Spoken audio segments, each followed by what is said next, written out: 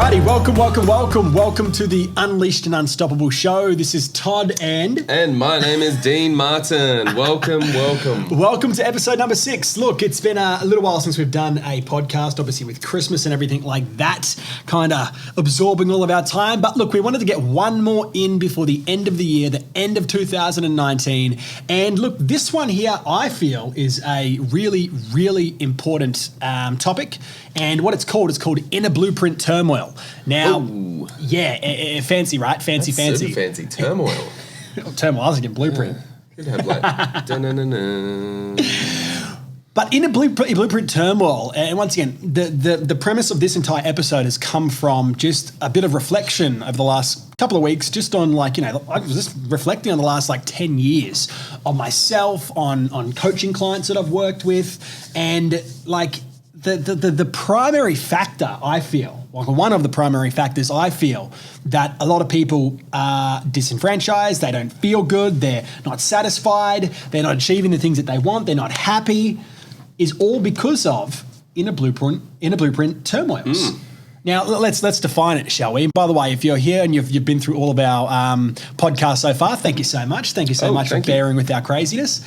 But what is a blueprint, okay? So this is what's really, really interesting, and you obviously know this, but for people that are listening and for people that are watching this on YouTube and stuff like that, your blueprint is effectively the thing by which you orientate yourself, right? It's how you know where you are, where you're going, who you are, right? And the thing is that we will always raise to meet our blueprint. You will always be your blueprint, right? You'll always do what is inside of your blueprint. So basically you're saying that everyone's got a map inside their head and things just don't happen for any reason. Absolutely, that's right. And this is right. You've got an inner blueprint for relationships. You've got an inner blueprint for finance. You've got an inner blueprint for your health and fitness, for career, for how you react to troublesome times. You've got these internal blueprints and you will always meet your internal blueprint, which is why the inner game is such an important goddamn thing. And it's funny because so many people don't focus on the inner game. Like they go, oh, I just want to make my life better. I want to make my finances better. Well, man, you got to spend time on the inner game. So if you understand that we've got procedures that happen, step-by-step procedures that why things always happen to us, like our elbow just doesn't move, right? There's a signal to say muscle move, joint move, blah, blah. And if we understand that for every little thing that we do, we can reverse engineer what we do, right? And recreate it. Absolutely, is that what you're saying? Yeah. And you have to take the time to play the inner game. Everybody wants to understand this, right? Like every single person wants to play the outer game. Every single person wants to win the outer game. However, most people don't take the time to play the inner game, right? And I'll be completely honest. I'm very certain at this ripe old age that I'm at now with all my fucking greys that an element to why people avoid playing the inner game is because for some people, there is some dark and nasty things there that they may not want to look at, right? And like a lot of people that I've worked with over the years and just chatting to, right? Like when you get into the kind of industry that Dean and myself are in, like where you do coaching and when you become fascinated, I guess, with people and why we do what we do and how it's possible people can do certain behaviors, you start to just listen to people and hear different things and observe different things. And like what I've observed over the last 10 years is that like a lot of people don't play the inner game. They want to win the outer game. However, what happens is, right, you've got the world projecting onto you that, you know what, don't give your best. Don't reach for the stars. Hey, forget about those dreams that you had when you were a kid. Don't do that. Don't do that. Go get a 9-to-5 job. Just do okay. And look, don't ever try too hard. And you know what? If you fail, that's okay. It's all right. We've got a safe space for you. It's like with the world projecting this this thing onto us, right? It's like this cloak of okayness. Yeah. And I think that's what most people's problem is, right? Like, It's okay to be okay. It's okay to be okay. But here's the thing, and I was thinking about this as I was driving here this morning, obviously with the thought of doing this podcast. And like for a lot of people, and look, you can agree with me if you wish, and if you disagree with what I'm about to say, I completely respect that as well. Though what I was thinking is like for a lot of people, like they're in this kind of space where everything's okay, but it's not bad enough for me to want to change things. It's okay. Okay is not good. Okay is it's just not fucking horrible. right? So a lot of people are in an okay place. I'd say like most people in the world, right? And understand me right. Like, there are people that everything's going great, but it's a small margin out of a large population that have their shit together and everything's fucking fantastic. For most people, they're okay. They're living on that line that's just okay. It's not horrible. The house isn't quite on fire. Maybe there's a fire in the backyard, but you know what? It's not hot enough yet to change things. It's not horrible enough for me to take massive action to completely live an extraordinary life. And that's what it really comes down to. Do you want to live an extraordinary life, or do you just want to be okay? And I think an okay job where you don't love it, but it's not that exciting to get up. Okay income, okay health and fitness. I mean, I'm not dead yet. Yeah. Shit. Not yet, right? It's just okay. And once again, this all comes down to your blueprint, right? It's your blueprint, it's your expectation. So what the damn hell is your blueprint? What is the inner game? The inner game is understanding that you've got this internal map, right? That pretty much gauges all the things that you think are possible, all the things that you think are impossible, all the things you think you can do, all the things you think you can't do, all the things you think should be, all the things you think shouldn't be, right? This is your internal map, right? And like, we don't live the world around us. Please understand this. We don't live the world as it is. We live our internal representation of the world. We've got a bucket load of information hitting our five senses. Our magnificent minds take this electrical information, it goes up through your retina, it goes through your eyes, it gets converted and associated through the mammalian parts of the brain, all that kind of good stuff. And then boom, you create this internal map of the outside world. But as that stuff has come in, it's gone through all of these filters, right? It's gone filtered through your attitudes, your beliefs, your expectations, your memories, the good stuff that's happened in your past, the bad stuff that's happened in your past. And sometimes when that information comes in, like if there's bad things and that bad stuff gets triggered, and then that completely taints this pure information that's coming in. So now you start to give different meanings to this information as it's coming in, right? And this is all happening very, very quickly, by the way. This is like straight away. You've had many, many years to develop this ability to do this, right? Realistically, the only meaning that most things have is the meaning that you personally give to it, right? And this is the internal blueprint, right?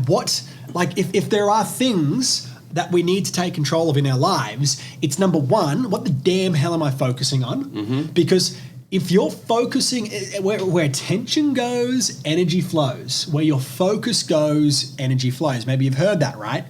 But what you focus on, you get. I don't know about you listening or watching this, but like, I love riding motorbikes, right?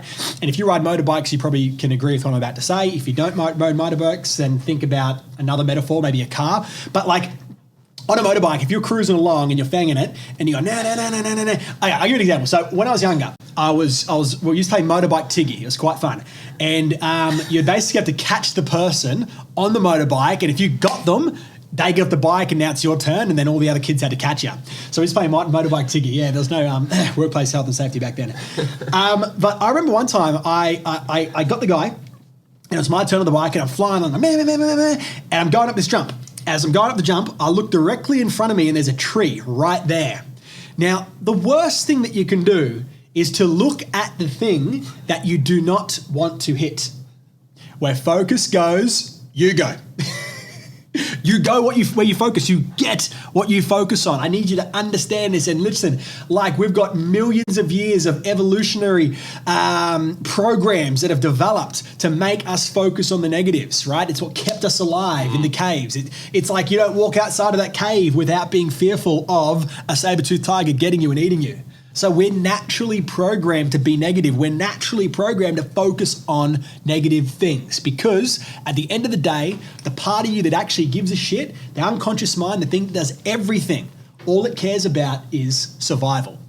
And the best way to keep you alive is to be shit scared of anything new, shit scared of taking action, and shit scared of change. And obviously, if you're watching this, if you're listening to this, if you've been through a couple of these with us so far, you know that's completely counter to what you want, right? That's the antithesis of what you want. Like, if you want to improve your life, things have to change. So what that means is that you're constantly in a battle with an ancient part of yourself that is hardwired for your protection, that is hardwired to not want to change, that is hardwired to stay in a little precious little bubble where it can just feel safe, right? And it's funny because even if that little bubble hurts and it's painful and it's uncomfortable and it's not what you want, sometimes we can become comfortable in our discomfort, and the discomfort is safer than going out there and trying something new. That's how we get stuck in comfortable relationships. That's how we get stuck in comfortable jobs. Even though it's completely discomfort that we're feeling, right? It's completely uncomfortable. The fact is that your unconscious mind is associated this is being safer than trying something new. And that's the reason why you stay there. That's the reason why you feel stuck. And you not moving beyond that fear is the reason why you start to feel empty inside. All right? It's okay. I'm just okay. It's not horrible. The house isn't completely on fire. It's just fire in the backyard. And you know what? The backyard's far enough away from the house that I'm not going to worry about it right now. Like, this is the constant battle that we've got, is this part of us that does everything, your unconscious mind, right? That is the part of you that has your values, your beliefs, everything. Your internal blueprint, the inner blueprint is stored at the unconscious level. Consciously, you want to change. Consciously, you want to improve your life. Consciously, you want to quit smoking. Consciously, you want to make your health better. Consciously, you want to improve your relationships. Consciously, you want to do all these things, right? However, if you want to do these things yet you never ever do them, it means you've got to disconnect between what you consciously desire and what your unconscious mind either A, values, or B, feels that you're worth or deserve. Internal conflicts, massive, massive issue. So it's really, really important that we start to play the inner game, because if we don't, then you'll never win the outer game. You'll never win the outer game. You will literally get to the end of your life, you will look back and be like, wow, what if? And like, as I think about that, like, what is the worst thing that could possibly be happening if I'm sitting on my deathbed? Going to be having all these thoughts looping around that start with what if? What if I got off the couch and went for that run? What if I walked up to that person and said, hey, let's go on a date? Hey, what if I just bit the bullet and gave that thing a go? And like, what if I did it and I didn't fail? What if I did it and I got tremendous success? What if I did it and they said yes and we got married and we had kids and it was the happiest thing ever? What if? So that's what if for always a positive though, right? Yeah, well, what if? It's like, what if? You could also go, what if I fall off the cliff if I stand too close to it? What if that fire in the backyard just goes... Correct. Your focus. So we have to shift our focus, right? Shift the focus towards things that we want. It's like, I think it was Gary Vee that said this, right? He said something along the lines of, he goes, there's going to be an outcome either way. It's going to be good or it's going to be bad. All right. So you might as well just make the decision as quickly as possible. That way you can find out which one it's going to be. Yeah. Stop delaying. Like, Tony Robbins says this all the time as well. He says, change happens instantly. The thing that took a while for you to actually get the change to happen is you getting yourself there emotionally, psychologically, to the point where you went, that's it. Enough is enough. Enough's enough. Enough's enough. And we've said this in previous podcasts. When is enough enough? For me, enough was enough when I was sitting in prison and I was sick and tired of fucking proving every single person right. I was sick of it. I'm like, fuck. I do not want to be this person that goes out there, that fights, that steals, that does crime, that does all this shit, right? Because I'm sick of proving these people right. I was sick of proving all the teachers right that said that I'd never amount to anything. I was sick of proving everyone right that said that I was just an ADHD freak. I was sick and fucking tired of it. And I decided right there and then that enough was enough and I'm going to get out. I'm going to fix my life. I'm going to make it something I'll be proud of. Yeah. Right? But you have to shift your focus and you have to focus on the things that you want. The good is always there if you look for it, just as the bad is always there if you look for it. Imagine you're in the dark room of life, right? And the only way you can navigate this room of life is with the flashlight of your focus, right? Now imagine that where that flashlight beams on, that's all that you see. This is the flashlight of your focus. Now imagine that in one side of the room is abundance, health, wealth, relationships, everything that you want, happiness, fulfillment, all the beautiful good things. And all the way over this side of the room is another thing that you probably don't want, which is disappointment, dissatisfaction, hurt, turmoil, disaster, chaos, all those things. Now the only way that you can navigate this room is with the flashlight of your focus. Now, the thing is that what you focus on is what you're going to see. What you see is what you're going to live. So think about this. Most people, they've got their flashlight focused on what they don't want. It's focusing on the negative things. It's focusing on, oh, what is this person saying about me? Oh, what are they thinking about me? Oh, it's the government. They're doing this. Oh, they cut my pension or whatever the damn hell it is, right? Oh, all this bullshit, all these stories, these narratives that we tell ourselves. That's your focus. The questions that you ask yourself on a repetitive basis is what's guiding your focus. So you need to change the questions that you ask yourself. And as you start to shift the questions that you ask yourself and you start to focus on the positive things, what happens is you start to live a better life. And it's not a once-off thing because like shit happens. Like all the time I need to adjust my focus and reorientate myself and fix my focus because like human beings, once again, our natural set point is negative. So every single day you need to spend time adjusting your focus, reorientating yourself, focusing on the positive, feeling good about it. Like I said, the good's always there and the bad's always there. You just have to make sure that you're constantly focusing on the positive. And I want to make a really important point here. Focusing on the positive does not mean that you ignore things that are bad. All right? If there's shit going wrong, you fix it. But you always bring your focus back to what you want, where you want to go, and what is good, what you can be grateful for, what you can be happy for. Like we're in a first world country. We have got more things to be grateful for in this country where we live in Australia, the US, like first world countries. We've got more things to be grateful for than we do to be ungrateful for. Like seriously. And like one of the leading issues that people face in first world countries is stress. And stress is just fear, by the way. Because if you dig down deep enough and you go, what are you feeling stressed about? They go, blah, meeting this deadline. What about that are you feeling stressed about? You go all the way down, and they go, failing. Okay, and if you fail, what does that mean? And if I fail, then I'm not good enough. Okay, if I'm not good enough, what does that mean? Well, I'll lose my job, I won't be accepted. Okay, cool, boom, acceptance. I fear not being accepted, therefore I put all this stress on myself, right? Stress is the number one thing that we feel in the West. So it's important that we shift our focus and we focus on what we have, focus on what we can control, and focus on what we want. Step number one. The next thing is we have to be very, very aware of the meaning that we attach to things. Absolutely critical because like your inner blueprint, right, is set throughout time, right? So from 0 to 14, you developed a lot of the programming that makes up your internal blueprint, right? Your inner blueprint. So your values, your beliefs, your expectations. And look, there were things that happened that you looked at and you went, okay, this means that consciously. However, as technology has advanced, as more and more things have demanded our attention, our unconscious minds, in order to process things as quickly as possible, to make things as easy as possible, what it starts to do is it starts to limit the amount of conscious processing that we do and increase the amount of unconscious reasoning that we do. So what that means is there are things from 0 to 14 that we have consciously reasoned it, we've rationalized it, we've gone, this means that. Now, normally when we do that, we tend to get a good meaning. Often, I'm not going to say all the time because some people are just fucking space cadets, but it is what it is, right? I'm fucking straightforward. I'll say it, call it how it is, right? I don't have to be nice to everyone.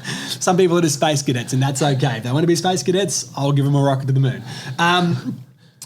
But other times we unconsciously reason things, which means we don't think about it, which means that we just unconsciously draw on all of our past experience and go X equals Y with no thought. And that's the way we can develop very, very limiting inner blueprints, limiting beliefs, conflicted values. Once again, and values are what we have to have. Yep. We only do what's important to us. And if there's something in your life that you don't have, but you want to have, but you don't have it, it means at the unconscious level, it's not important to you. That's a hard pill to swallow, but it's a fact. Because you will always think about this, look into your life right now. If you want to see what's truly important to you, look into your life and take a look at all the things that you actually make time for. They're the things that are valued. And if something that you want but don't have is there, it means that you have to get it installed at the unconscious level. That's the way that's going to actually start to unconsciously move you towards it, because if it's installed at the unconscious level, it becomes valued at the unconscious level, then your unconscious mind is going to want it. And there's techniques for that, hey? 100%, yes. So that's going to naturally start to adjust your focus as well, because if you've got things that are valued at the unconscious level, your unconscious mind's going to notice more of those things. Out of all this information that's coming in through our five senses, you can only see this tiny little bit. And our values, our beliefs, our expectations, our conclusions at the unconscious level, what that does, that actually guides what we see in this focus. So you want to make sure your beliefs and your values and your all that stuff there, right? The inner blueprint is lined up to support what you want in the future, because that's going to dictate what you see in this tiny little hole, right? Which is your focus. Very, very important. It's a bit like this camera. It's only seeing this, and it's missing out on all that information. Correct. Exactly. So we need to become very, very aware of the meanings that we're associating to things. And like there's meanings that you're making in your life right now that you need to be extremely cognizant of. And there's also a part of this puzzle, which is unraveling your current inner blueprint and recreating the one that you need for your future, which is you need to take a minute. And if you don't take time for yourself to do some self-reflection, then you're going to constantly repeat negative loops until you learn your fucking lesson. You need to go back into the past and have a little think. It's like, well, all these limitations that I have, all these places where I feel that I'm not enough, all these places where I'm encountering pain and chaos, what am I believing about these situations? What meaning am I giving them? Okay, and you'll get a list, right? And then you need to go, okay, well, when did I decide to accept that belief? Is that belief true? Is that belief accurate? Is that belief still? See, there may be beliefs that used to be true, but now are no longer true.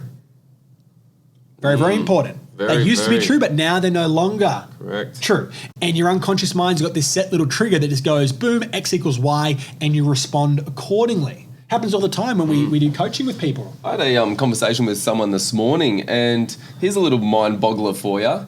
If whoever created the calendar originally slept in one more day before he created the calendar, would today still be the last day of the year?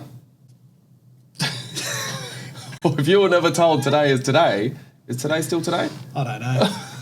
How do I even know? I don't know what today is. I hate this time of the year. I love this time of the year and I hate this time of the year, mainly because it disorientates me. I don't know what the damn... What is today? It's Tuesday. It's the last day of the year. That's what it is, supposedly. But at the end of the day, the only meaning that's got is because we give it meaning. Correct. And we believe there's a meaning there. The only meaning that life has is the meaning that we give it. So it's important that we start to disrupt destructive meanings that we've attached to things and replace those with empowering meanings. So we shift our focus and we make sure that we start to attribute empowering meanings to things. And once again, like there are shit things that happen in life. Like understand me clearly. Like I get that. I've been through the war in many areas of my life many, many times. I've put myself through absolutely horrible situations. So like I can sit here comfortably and say from personal experience that yes, shit can be extremely dark. And even in the absolute darkest of dark, there still exists light if you let yourself see it. But you have to let yourself see it. It's the reason why I always say it's about finding the gifts hidden in hard times. If you can find the gift that is hidden in hard times, you can exponentially grow from those hard times. But you have to let yourself be one, open to seeing the gift, and two, associating their meaning. And once you associate, and here's what's interesting, right? Once you give things meaning based on your inner blueprint, the next thing you're going to feel is you're going to feel an emotion, right? So you have to make sure that your emotional home is on point. Once again, this comes down to inner blueprint. What you believe about something is going to dictate how you feel. Like if you believe that someone should never raise their voice, and then someone does it, you may experience fear or you may experience frustration or anger, right? However, if you grew up in a potentially WOG family, then we fucking raise our voice all the time. Like naturally, like some Europeans are more fiery than, your traditional fucking other family. Like, say, let's take a traditional white Aussie family, yeah? And then we can contrast that with a WOG family. Like, I've got two people in my mind right now, and it's just so funny. Feisty, fiery. And when these kind of people here meet, this one feels awkward, and this one here is just being themselves. And this one here thinks there's a problem, there's going to be fights and stuff like that. It's just like, no, just chill, it's okay. This is how they are.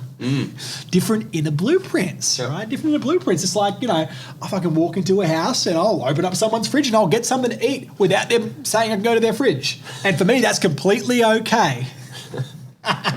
Whereas other people are like, oh my God, you just walked into the house and it's got some food? I go, yeah, I did. Well, who's it really a problem for? You or them? Yes, that's right. It's not a problem for my stomach. Not a problem for me. This is all internal blueprints, right? It's all beliefs, values, expectations, and the meaning that we've given things over the years. And the fact is that like if you're not happy with things right now, there's a good chance that number one, you're focusing on things that are going wrong. Number two, you've got all these negative meanings set up from your past experiences all the way through to now. And as a result, you're feeling negative emotions. Because meaning equals emotion. If we backtrack it, meaning equals emotion. If you want to improve the quality of your life, it means you need to improve the quality of your emotions, because like anything that you want to achieve is going to be based on the emotions that you feel. Yeah.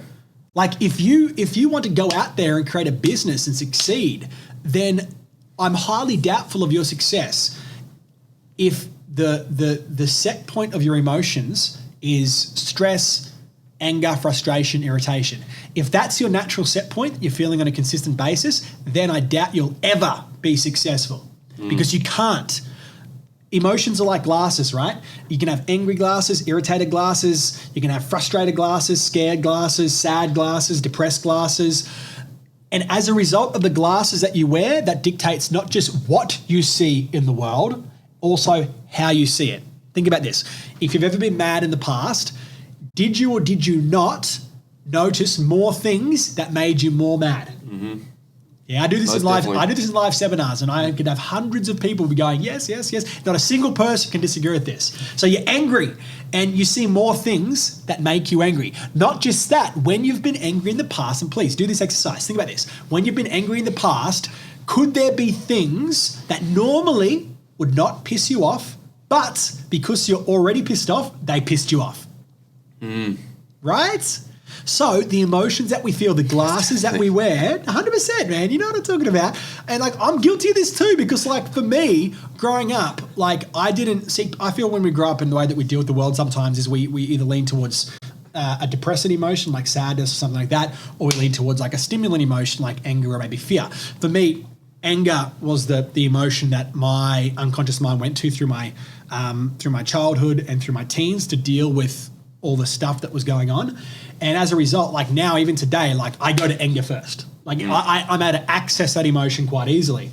And the fact is like I always have to be aware, just cognizant. Okay, am I living through anger right now? Am I speaking through anger? Am I relating through anger?